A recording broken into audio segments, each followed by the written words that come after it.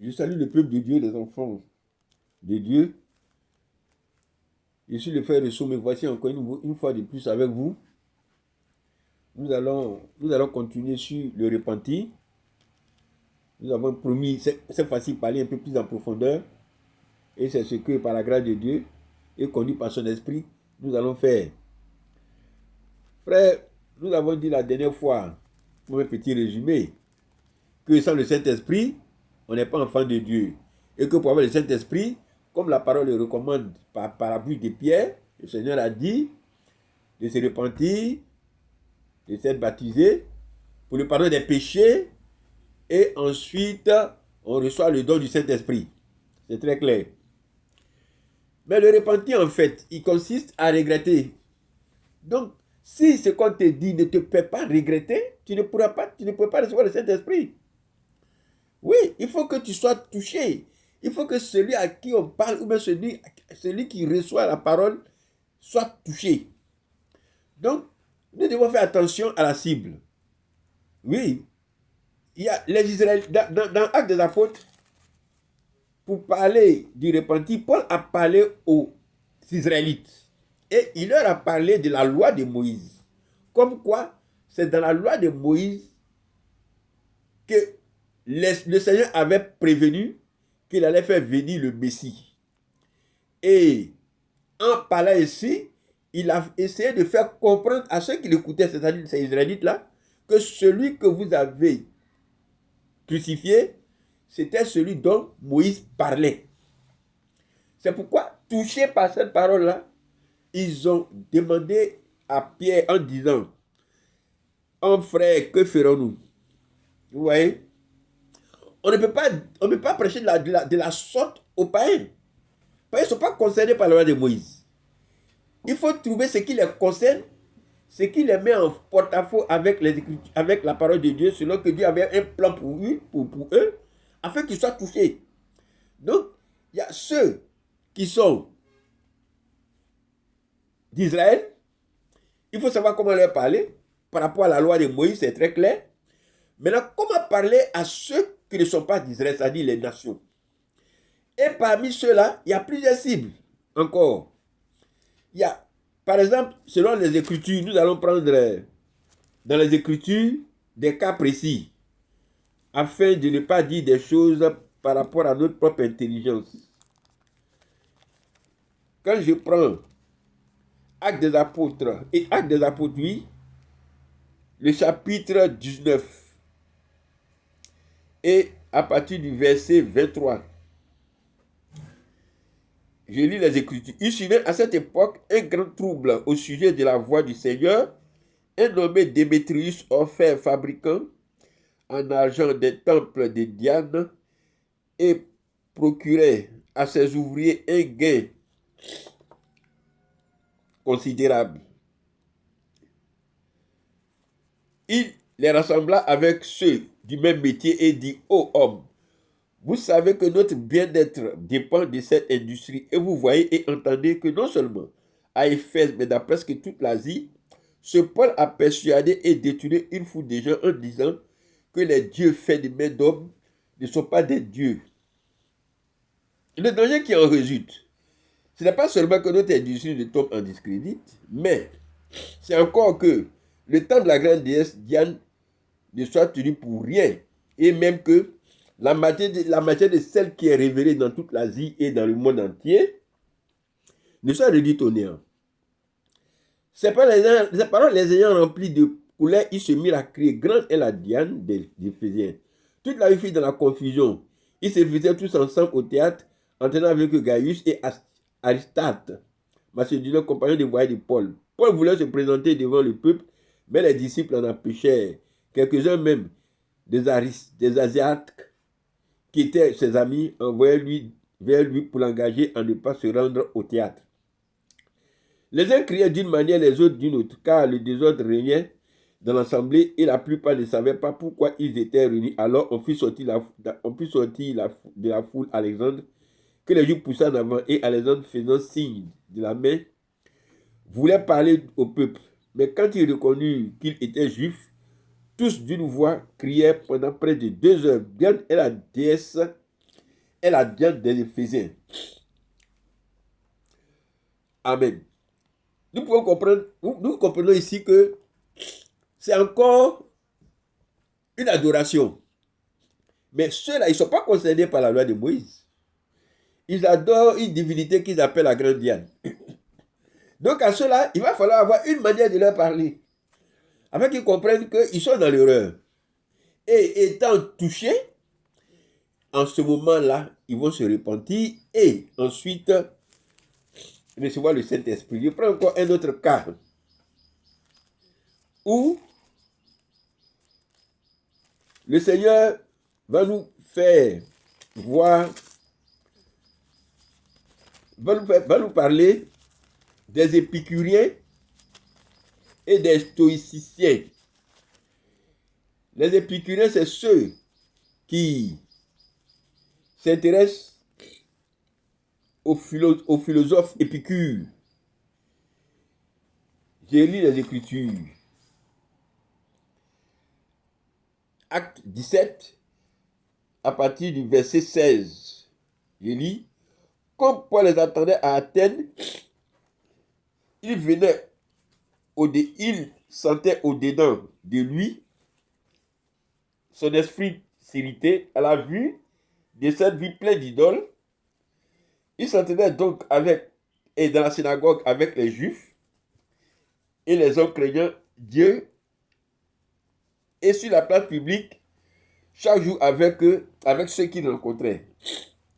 Quelques philosophes épicuriens et stoïciens se mirent à lui parler. Les uns disaient, que veut dire ce discours?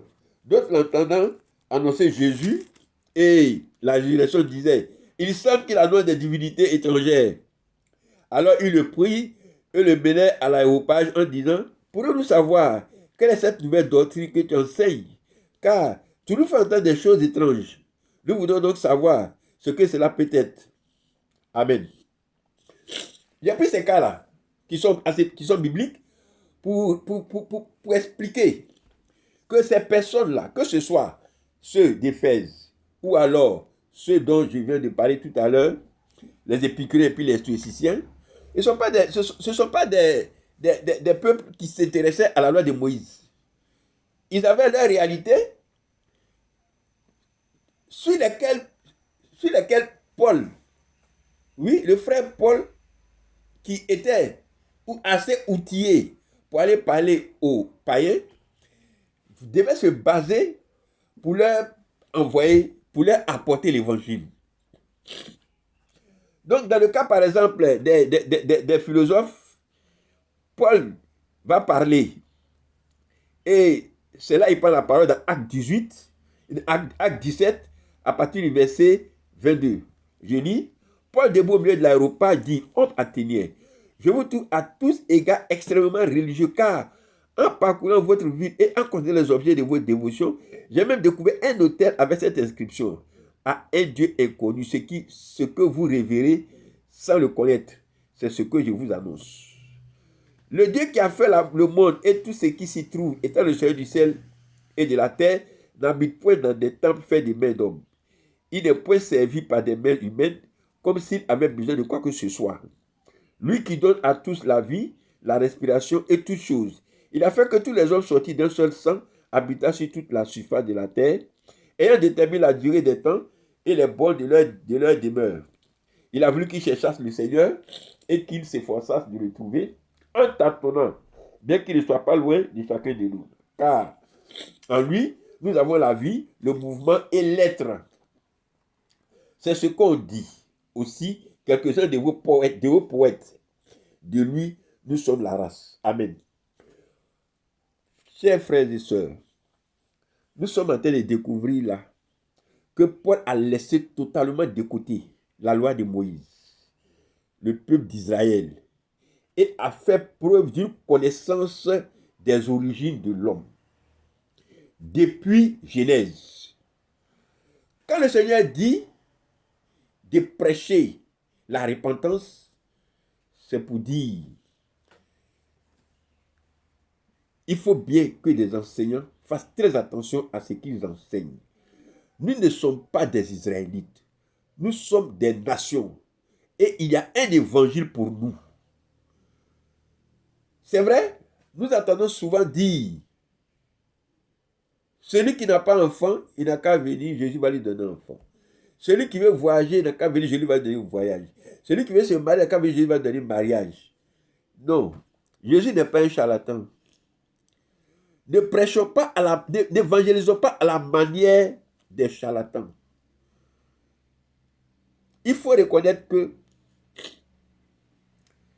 Christ, en venant en Israël, a dit qu'il est venu pour les brebis égarées d'Israël, qui est un peuple de Christ, de Dieu.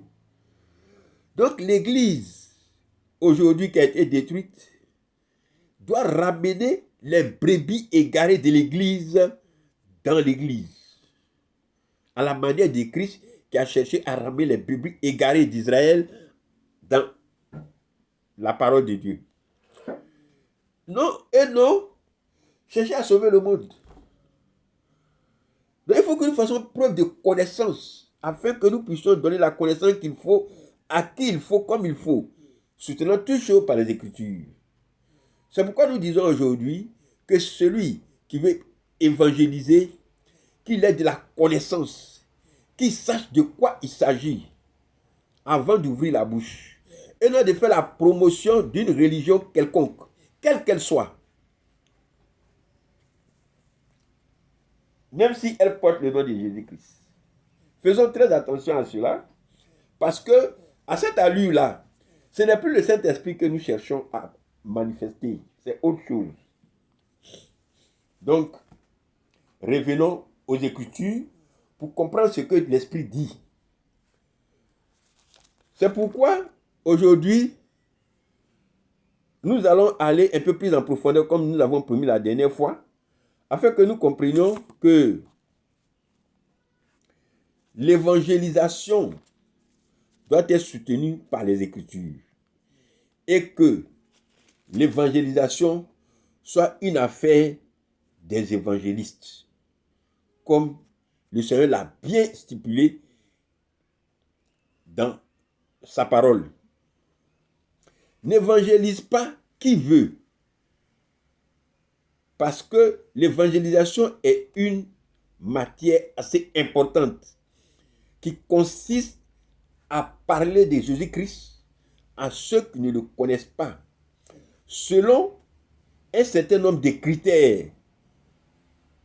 Donc, si je vais parler aux Israélites, je dois savoir comment est-ce qu'il faut leur parler afin qu'ils soient touchés. Si je vais parler au peuple des nations, je dois savoir comment est-ce que je dois leur parler afin qu'ils soient touchés. Et à l'intérieur du peuple des nations, comme à l'intérieur d'Israël, il y a des situations qui peuvent nous permettre de mieux toucher les cœurs afin que les gens viennent, afin que les enfants de Dieu viennent à la repentance et reçoivent le Saint-Esprit. Par conséquent, il est nécessaire que nous-mêmes, nous nous asseyons et que nous scrutons véritablement les Écritures pour comprendre ces choses-là avant de sortir.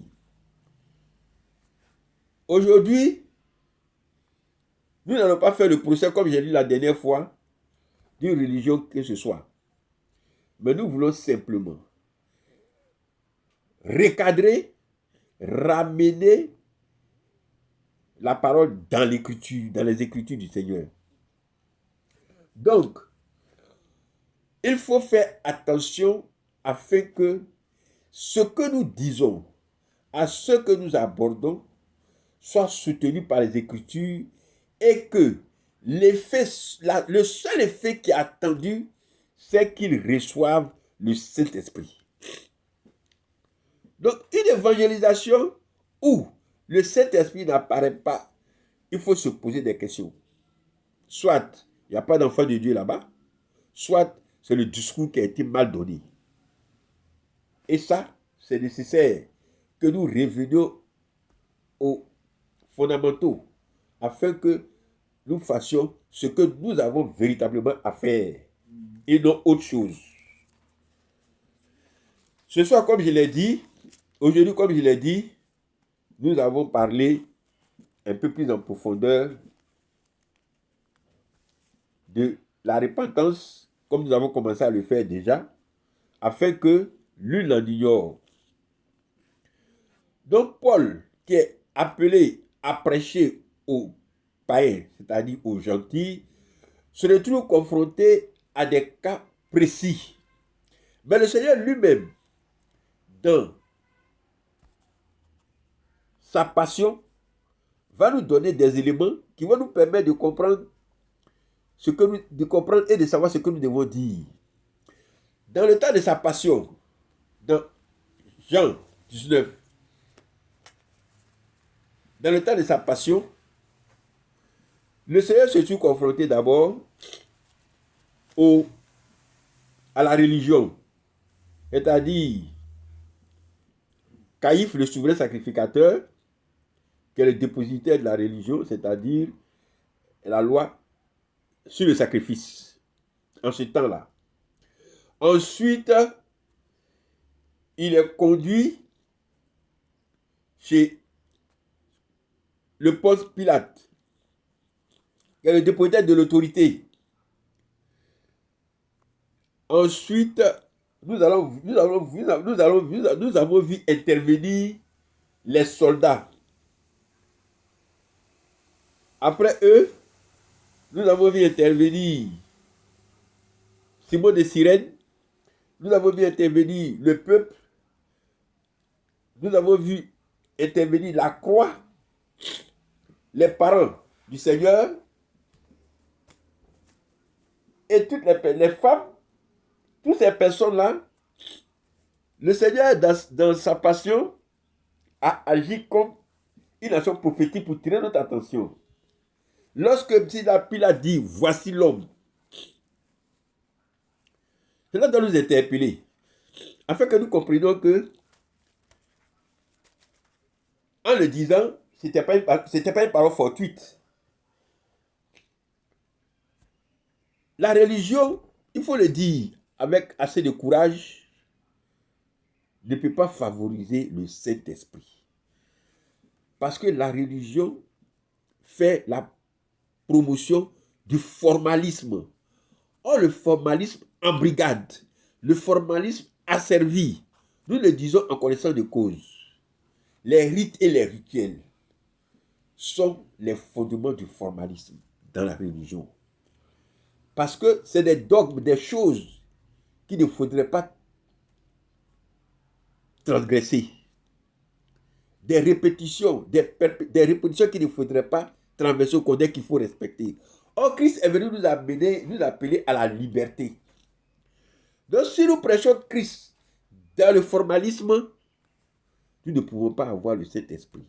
Nous ne pouvons même pas nous repentir. Ça, c'est déjà la première chose qu'il faut que nous comprenions. C'est pourquoi, dans le temps de sa passion, nous constatons que Christ a d'abord eu affaire à la religion, c'est-à-dire le souverain sacrificateur et tous ceux qui sont autour de lui.